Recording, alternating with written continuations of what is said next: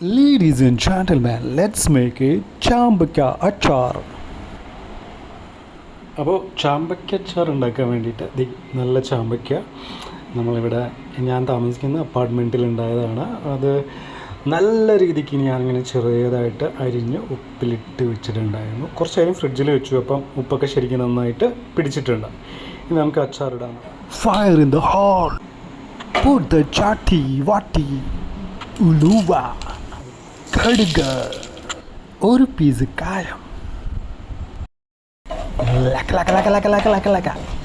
ഇളക്കുക, വെളുത്തുള്ളി ആൻഡ് പച്ചമുളക്, പിക്കിൾ പൗഡർ, മഞ്ഞൾ തൂൾ, थोड़ी सी लाल मिर्च, ചാമ്പക്ക ചേർത്ത് ഇളക്കുക. വാവ്, സുവയാണ് ചാമ്പക്ക അച്ചാർ റെഡി.